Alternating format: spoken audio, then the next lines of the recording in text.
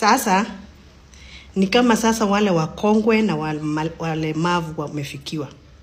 Hii serikali ya Kenya Kwanza imeamua itakula mpaka wale ambao hawajiwezi.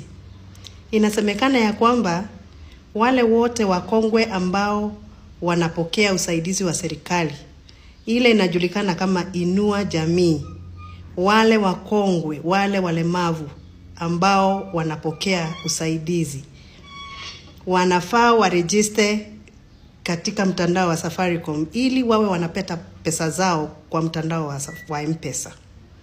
Na hiyo sio shida. Shida ni kuwa ya kwamba sasa lazima walipe 100 shillings per person ili wapate usaidizi. Noting that most of them hata kupata simu, kupata network, kupata charging ya hiyo simu ni shida. Wengine hata wajui kutumia hizo simu. Lakini nimesemekana sasa ndio ulipwe pesa yako ya Inua Jamii, itabidi tu ulipe 100 shillings. Sasa ile inalileta hapa ni hii.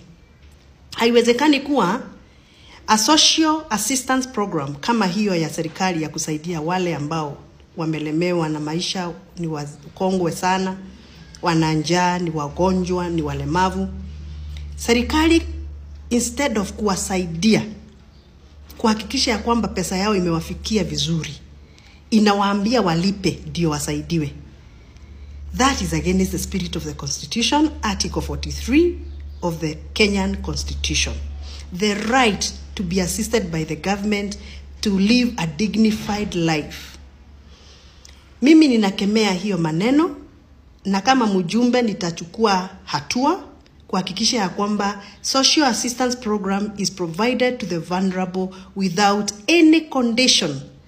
Unajua in the past, the same wakongo walikuwa wanabaguliwa. Inasemekana umefikisha miaka lakini uko na nyumba mzuri ya mawe, kwa hivyo hutapatiwa hiyo pesa. Even as we speak, the 1.7 million people ambao wanapokea hiyo usaidizi, sio wote wanapata. Wengine wameenda benki, wamenyang'anywa pesa. Wengine pesa inachukuliwa na caregivers. So the government cannot now come and start demanding more money. Na nataka kuuliza for accountability. 1.7 people paying each 100 shillings, that would be approximately 170 million. Hiyo pesa itaenda kwa Safaricom ama itaenda kwa ministry? Kwa nini serikali inaokota pesa from the most vulnerable group of people in the society?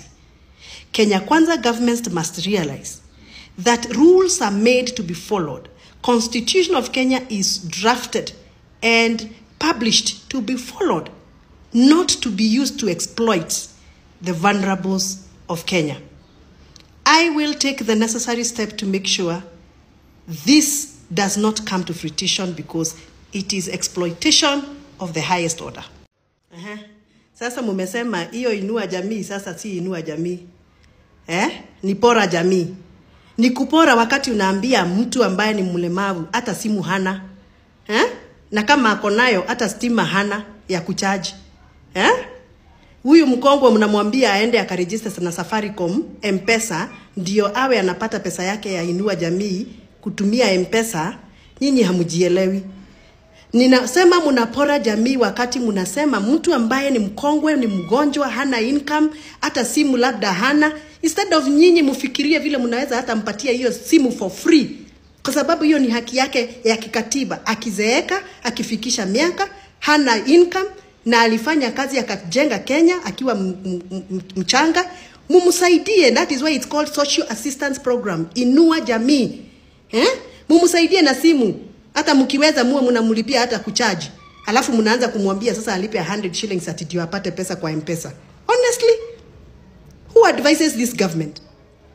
Kwa hivyo nasema hiyo advert ambayo inatangaza ya kwamba wamama, wakongwe na walemavu ambao wanapata pesa ya Inua Jamii ambayo sasa naita wa kupora jamii, wa register na 100 shillings, hiyo ni against the spirit of the Constitution, Article 43, ambayo inapatia wa Kenya wote the right to access social assistance programs without discrimination and indignity.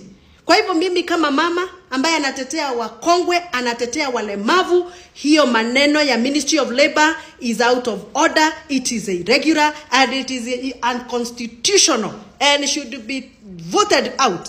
Na sijui kwa nini hawa watu wanaenda kuweka maadvert kwa gazeti na kuweka kwa ma-TV bila kufanya public participation. Mimi sijaona any public participation ambao watu wameitwa kuulizwa kama wanafaa waweke walemavu na wakongwe kwa M-Pesa. Na kama hata tunaweka kwa M-Pesa, which procedure did we use? How did we procure? Why did we choose on M-Pesa? Sasa simulitumwambia mko na platform ya bei kali inaitwa Hustler Fund. Simulipe kutumia hiyo platform ambayo mko nayo tayari ya Hustler Fund. Hii maneno ya serikali kupora watu. Every other opportunity wakipata kupora 100 shillings kutoka kwa mwananchi, mnapora. Hata hii ya OTP nasikia ya SHA, ati ukienda hospitali kala ya message unatumiwa kwa simu yako, bado tunalipia.